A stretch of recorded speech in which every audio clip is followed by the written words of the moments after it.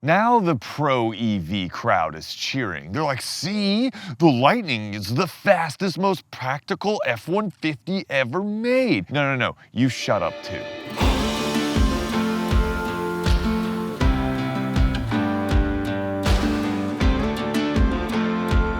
Well, hello, this isn't normally how I start videos. Usually I have some cool shots of the vehicle and then I talk and then I have some more cool shots and then I talk some more and most of you guys click away. I'm just kidding, don't do that. But this is the Ford Lightning, and due to some scheduling conflicts and charging issues, it was delivered to me with 40% of its charge. Now, normally when vehicles are delivered, especially EVs, they're delivered at as close to 100% as possible. And this was no fault of the delivery service. It was just some bad luck that sort of came up. And I thought this was a perfect opportunity to take a look at this EV vehicle and address one of people's main complaints about them, which is the charging infrastructure. What if a situation like this arises? What if someone can't get to a charger in time? What are you gonna do? So I have to take Hallie to practice tonight. I'm gonna take the Lightning. There is a supercharger station not too terribly far from her practice. I'm gonna take the Lightning there and I'm gonna see how much of a charge can I get, how fast does it take place, how much money does it cost, and how convenient or inconvenient is it for me to do so. And that's gonna be the start of this review. So let's jump in and see how it goes. A few moments later. All right, we started with 96 miles. We've arrived at a supercharger with about 79 miles. Let's see how long it takes to charge. So here's where we're starting, 33% charge. It says 160 kilowatts, so that's okay. And we'll see how long this takes. So here we go, the final verdict. We're at 90% charge, took 48 minutes. So that's okay. And that's reading out at 240 miles of range after charging. So a less than ideal circumstance with a somewhat painless, if not slightly disappointing solution.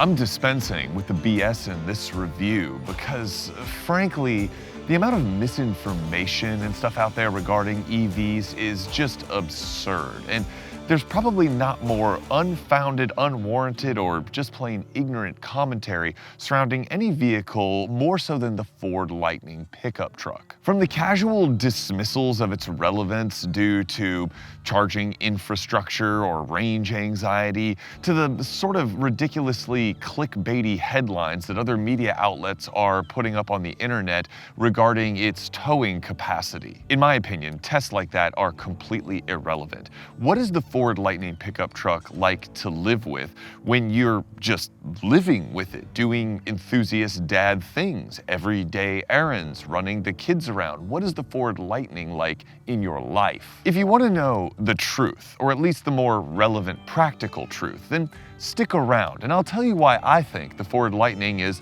generally better than the Mustang Mach-E. But because people just can't resist, let's start with the issue of charging. I'll note two things in the interest of transparency. First, half of the Electrify America chargers at the Mall of Georgia were in a sort of error mode state of being. And it was out of my way to go there. Not terribly, but it was. I had to make a specific trip to go charge the F-150 Lightning at a supercharger. Also, during my week with the Lightning, I never saw 300 miles of range, at least not indicated. And to be fair, it was pretty cold when I charged it up at the supercharger. I'm actually gonna try again. I've got just a little bit more time with the truck, and I'm gonna try again tomorrow to see how high the Lightning will go on the supercharger. Now, I know that the recharge rate maxes out at like 150 kilowatt hours, whatever it is. I'm not trying that. I want to see the maximum range and how long it takes me to achieve that. And the weather's warmed up. It's pretty gross out here, but it's a little bit warmer. So I'm going to try that tomorrow and I'll let you know. I'll insert it now. Tomorrow. All right, starting at the Electrify America charger. We're at 53. It's a warmer day today. We're going to see what kind of a charge we get. I got to take Hallie to volleyball. You can see her reflection right here in the thing. She's thrilled. And here you can see 34 minutes, we've gone up to 88%. Now the charging has slowed down because the higher it goes, it slows down to protect the battery. Seems a bit conservative to me. And we're showing almost 240 miles of range, 88%. I think that's a little better than the last time, where it's just over 90% at 240. And I'm assuming that if it went all the way up to 100%, because I was told that it will sort of trickle charge all the way up because it's better for the battery, and then that would get you closer to 300 miles, or the theoretical range of 300 miles, which I haven't seen, but I'm guessing you'd be closer. Okay, so that was interesting. One more thing. This door's a little fiddly.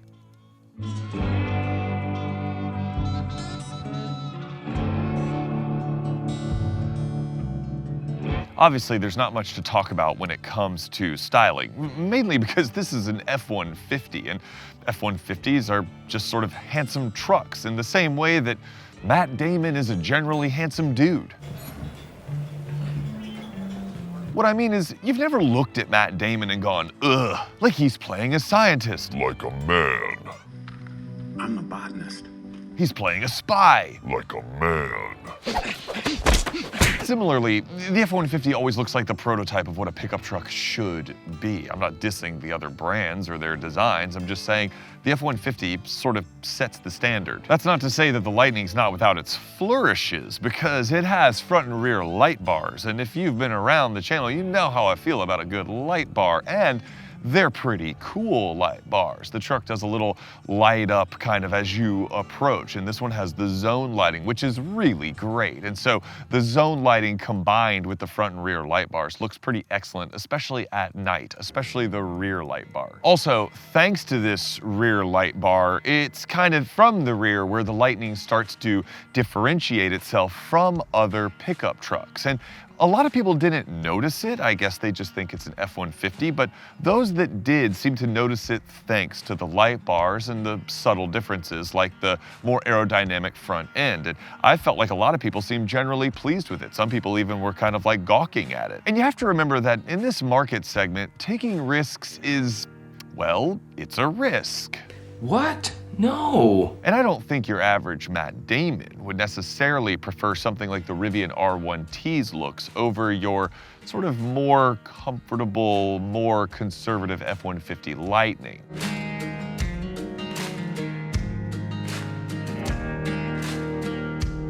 But inside, well, it's exactly the same as an F-150. I know what you're asking yourself, and the answer is yes. And is that a bad thing? Well, not really at all. Look, I mean, full-size trucks are getting insanely expensive, and at least in this Lariat trim, the interior materials and ambiance feels price appropriate compared to some of the other crazy expensive full-size trucks on the market. I especially like this sort of stitched denim. I mean, is that what it is? I don't know. It looks like stitched denim. What it really looks like is it looks like the cast of Yellowstone exploded inside of this truck. You better get after it then. The screens look great, and they are huge. If you haven't seen Ford screens yet, check them out. Ford's doing a good job with screens, and the infotainment is good. We'll talk about that in a second. And the ergonomics are exactly what you'd expect from an F-150. They're functional, and they're intuitive. There's a few little exceptions, but it's generally great. And I generally enjoy sync via Ford's 15.5-inch sort of tablet-style display infotainment screen. I do have one complaint, though. Sync works great, Apple CarPlay works great, everything is great. But Ford, make the camera button a freaking button. You shouldn't have to do 2 clicks on the infotainment screen to pull up the surround view cameras. Also, this is neither here nor there, but the surround view image of the Lightning is like hilariously stubby, like they sized it to fit something, like a smaller screen. I don't know, but check this out, it looks ridiculous. And why is the Lightning's 360 picture so stubby? I mean, is that just me or does that look weird? See what I mean? Why? But the 12-inch digital gauge cluster looks great, and this model has Blue Cruise, which I barely use, but it worked well enough, or it seemed to anyway, when you're on highways that are identified by Blue Cruise. All in all, Ford is doing a good job packing its vehicles with like pretty advanced and relevant technology, and it's keeping them at the top of the heap, especially among mainstream brands.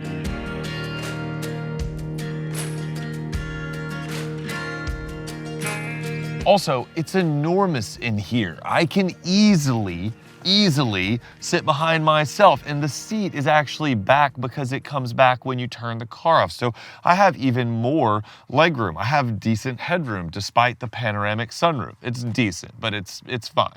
All right. And Ford even maintains their clever storage solutions despite the innovative powertrain. So everything about the Lightning feels like a Ford truck, and I really like that. So as you can probably clearly see, the driving position in the F-150 Lightning is excellent. Now, to be fair, it's excellent in all F-150s for me, mainly because it's extremely roomy and it has adjustable pedals. So I'm able to place my 6'6" self wherever I want. So I really like the F-150 in general, and the Lightning is no different. Also, maybe it's my imagination, but Ford seats are even better than I remember. I just had the Expedition. Go check out that review. And the seats in that were like this. They're just really comfortable. They feel great over long journeys. Can confirm because we took the Expedition to Florida, and the Lightning is no different. This is a super comfortable daily driver. Ergonomically, it's fantastic in here. I mean, this is an F-150 after all, and I don't think the giant screen detracts from the F-150 experience. I had the Powerboost hybrid before. Check out that review, of course. And I praised it for being an F-150. Everything is easy to access. My only complaint would be the climate control buttons and the sort of vehicle settings button. Even on this giant screen, they're kind of relegated to the corners, and so it makes them a smallish touch on an otherwise extremely large screen, which seems sort of silly. Oh, hey, quick confession. So one of these days this week, I had to take Hallie to volleyball, and I took the Lightning to charge, and I ended up doing some editing while I was sitting in the Lightning, which means I used the folding gear lever and the fold-out center console tray, which I mocked the last time I had the F-150, and I was able to plug my laptop into the very handy power plug on the dash. So yeah, sorry Ford, I was wrong. You were right. That's a handy feature. Also, Ford made sure that the Lightning lived up to the F-150's reputation. So not only can you fill the bed with nearly 2,000 pounds of stuff, but the onboard scales tell you how much you're hauling and how it will affect range. Now, I didn't test that because I'm not a farmer, but it's a pretty cool feature that I think speaks to Ford's sort of transparency when it comes to trying to show you how much you can trust the range of your truck. More on that later. But I appreciate that Ford is trying to cover the bases here. They're not trying to hide anything. And that's something that is admirable in a company that prides itself on its sort of utilitarian vehicles. I mean, this is the best-selling vehicle in the world. So it's really commendable that Ford is doing everything they can to put their customers at ease and make them desire something like the Lightning.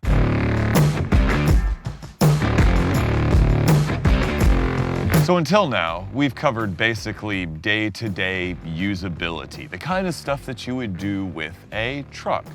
Now let's cover a Lightning-specific feature, that is unapologetically awesome. And this sort of begins the no BS portion of the review that I mentioned at the beginning. The Lightning's front trunk is massive, with 14 cubic feet of space. That's the size of the trunk on most sort of smallish sedans, and it can hold 400 pounds on this like tray. You can put 400 pounds of stuff in this truck. Save the jokes. I don't weigh 400 pounds. I'm a very svelte 230. It also has a drain at the bottom, so you can fill it with ice and you can tailgate from the front of your F-150. If you get the Pro Power option, which this one has, then right here you get 4 120-volt outlets and 2 USB ports so that you can run all of your stuff. You will absolutely use this feature more than anything else. Shut up about towing capacity and range. You don't have anything to tow. Don't worry about that. I know, some of you do. I know, some of you do. But look, be honest. Most of you watching this review right now don't actually use your giant pickup trucks like giant pickup trucks. Shut up, you know who you are. You know you don't, you know. Yes. And you've never towed a damn thing in your entire life, me included. I'm not sitting here saying that I haul stuff and tow things. I say it, go watch all my other truck reviews. I say it all the time. I'm not really a truck kind of guy, but I've never towed anything and you've never towed anything. So who gives a crap if this thing's range is affected by towing? If you have a boat or something to tow, don't buy the Ford Lightning. That would be stupid. That escalated quickly. This front trunk, with its capacity, with its power options, with its ability to carry beverages, is far, far more likely to be used in your everyday life. You're way more likely to drive the Ford Lightning to Timmy's soccer game filled with drinks and snacks for his friends while you sit around and talk about Justin and Sharon's recent divorce. Damn! Yeah, you know it's true. How about some more honesty? I'm only standing here out of a sense of ceremony, obviously, because there is no engine up front, but we're gonna talk about power. And the power in this thing is immense. And I mean immense as in it goes to 60 in less than 4 seconds. I'm talking immense as in it has 580 horsepower and 775 pound-feet of torque. The smaller battery, in case you're wondering, makes 452 horsepower and the same amount of torque, which is plenty. In fact, I personally think that that's very generous. I love the fact that Ford was like, yeah, the base model is also stupid powerful and fast. We're not gonna screw you over on battery capacity or power. And listen to me very carefully, because I'm about to share something with you that might change your life. Once you drive something that is this large, that is this enormous, that has that kind of power and responsiveness, you will never want to drive anything else for the rest of your life. Don't believe me? Check this out. Ah, yes, the driving experience. So this is the best pickup truck to drive, period. Like, period. This is the best pickup truck to drive. And it's not what you think. It's not what you think. It's not because of the insane power. And this thing does have insane power. We will get to that. But it's the ride quality. I don't know if it's because Ford had to suspend like an extra 1,000 pounds with the battery, you know, in this truck, and had to give it the independent rear suspension. But whatever the reason, Ford has created what is easily the best riding F-150 and what is, in my opinion, one of the best riding, if not the best riding pickup truck, period, in existence. And I say that as someone who's a pretty big fan of the way that GM tunes the rides on the Sierra and the Silverado. I think both of those have very good sort of ride and handling characteristics. And this is superior to that. This has a phenomenally comfortable ride quality. Now, there is still some, you know, pickup truck shudder through the structure when you go over, you know, certain types of like rippled pavement or bumps, but I just sort of chalk that up to like, that's just part of a pickup truck experience. In terms of like the comfort of the ride quality, this thing is peerless. And really, I just want to point out this first section coming up here just to sort of emphasize the ride quality thing. The rest of the handling road is fine because it's sort of wallowy and this thing just swallows up that kind of imperfections. But this first part right here, coming up right now, where you have the sort of messed up pavement on one side of the vehicle, I don't know if it's the added weight, but the Lightning is just completely unperturbed by that. You don't get head toss, you just get some gentle up and down as it sorts things out. And I do think it probably has a lot to do with the weight, but it does pay off. It pays off in sort of the comfort. Now, getting back to the power, because this is the Mac Daddy powertrain, the big one with like all the power. You have 775 pound-feet of torque in both powertrains, but you have like 580 horsepower in this one, and it can do this. Like, what in the world is that? And this is in regular mode, it's not in sport mode. And the truck just rocks back and just goes. You're talking about an enormous vehicle that can do 0 to 60 in under 4 seconds. I have the Toyota Supra right now while I'm testing this truck, and this truck is faster than the Toyota Supra with the legendary B58 motor. It's just bonkers. Just in point of fact, let me do that again. Ready? From 30 miles an hour. They just squealed the tires. It's raining today and it's just bad weather, and it just chirped the tires, or scuffed, whatever you want to say, the tires, and just took off like a shot. Like, it just is incredible. Now, here's the thing.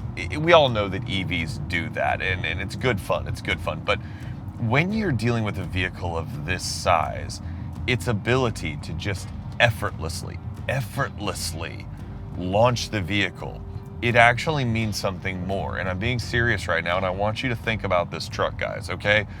Most trucks with enormous engines, like the GM 6.2 liter or the Ram TRX, these kind of crazy trucks, or even like diesels that have like a bunch of torque. Most trucks, they have to wind up. You get the, satisfying engine note, and it winds up.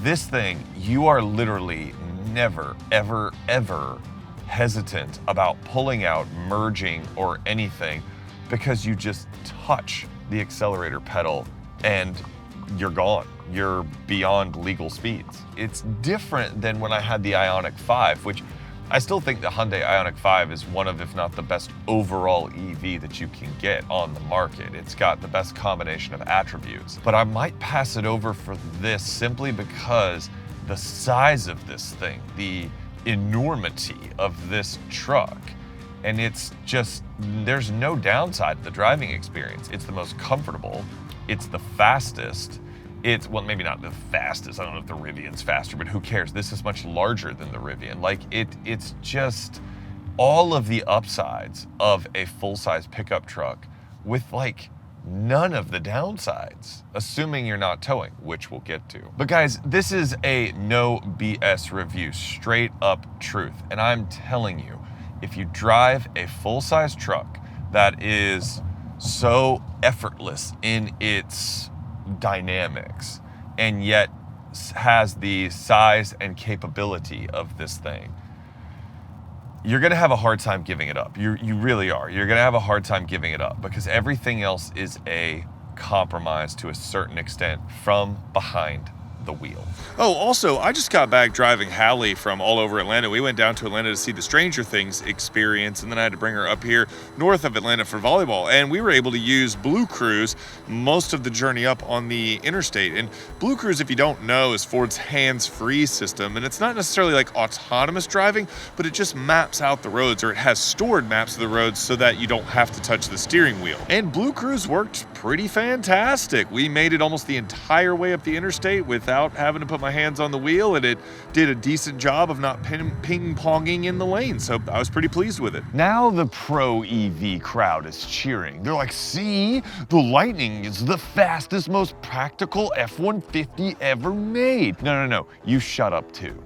This truck, as you see it here, is spec'd up to almost $90,000. That is a ton of money. You could get a nearly fully loaded GMC Sierra Denali for that price, and its interior would be better, and it would have as many or more features than this Lariat trim. The Lightning is only the best pickup truck that you can buy if you evaluate your life, your needs, your charging infrastructure, what you plan on actually doing with the pickup truck. Because you can get this, theoretically, for so much less than a Rivian R1T, I'm not gonna bother to compare it to the Rivian. I'm also not gonna bother to theoretically compare it to the GM trucks that are coming out, because they're not out yet and we don't know their final specs. I'm also not gonna compare it to the Cybertruck for obvious reasons. I'm also not gonna stand here and feign surprise that this thing's range drops precipitously when you're towing a large object. Because of course it freaking does. But if you're like me, and you like pickup trucks, but you're not necessarily a hardcore truck user, listen up.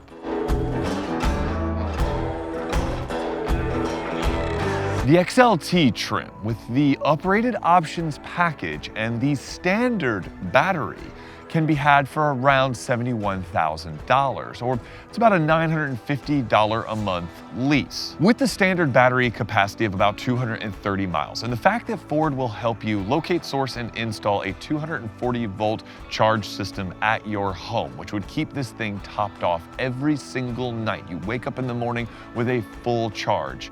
the Lightning starts to make a lot of sense. Sure, the interior wouldn't be quite as nice, and you would get the standard infotainment screen as opposed to the giant 15.5 infotainment screen, but I don't really care about that. You would still actually get Blue Cruise and Pro Power, and I find those things to be far more sort of daily usable, like you would need those. That's also not factoring in federal tax incentives. None of these numbers are. Currently, the Lightning still qualifies for the $7,500 federal tax incentive, and Ford is claiming that the Lightning might still qualify for some tax incentive under the new rules. So that starts to make the XLT trim look a lot more desirable.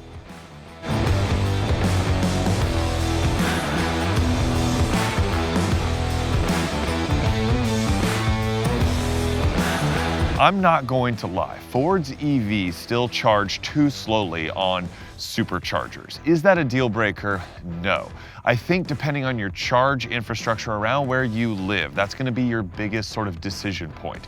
I don't personally live around a ton of fast chargers. I don't even have a 240 in my house. And so luckily, my day-to-day errands, when I'm taking Hallie to practice, I have access to superchargers. So if I had a 240 at home and I just had access to some in sort of my day-to-day use, then the Lightning or the Mach-E would be a completely viable option for me, and you're gonna have to make the same decision. I don't think it negates the Lightning in any way. I think some of the stuff about infrastructure and charging and capacity is just way overblown, just like the towing stuff is way overblown.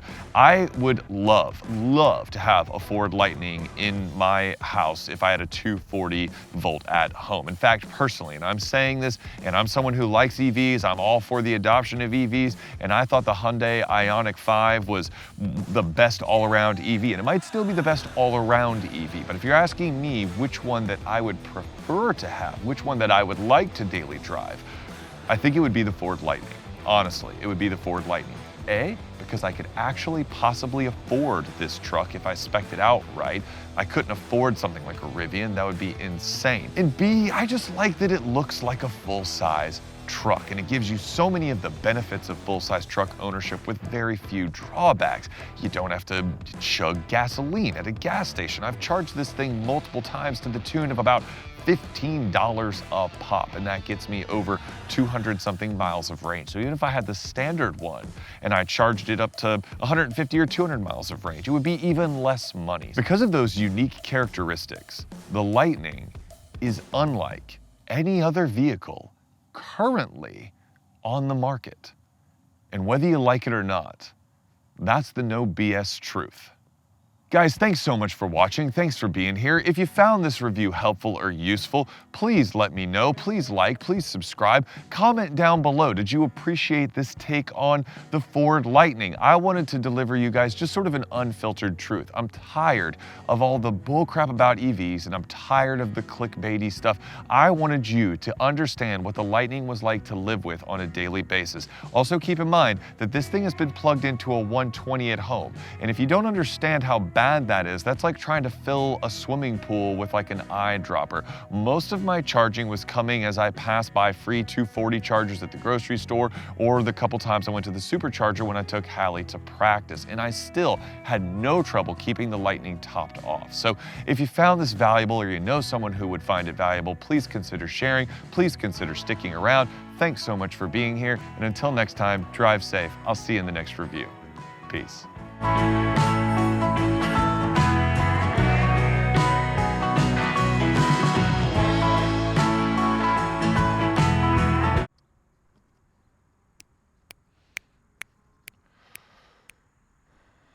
By the way, I saw another reviewer say that you couldn't close and open the front trunk without a button. You had to use the key fob or go inside the truck. And I was like, what? Did you even review this thing? Jesus, bird, shut up. My God. Take up hunting just for that. Fun fact, I was sitting, and the truck was holding itself because I was one pedal driving, and then I pressed the stop button and the shifter automatically put itself in park. Like, hey, idiot, don't do that. That was cool.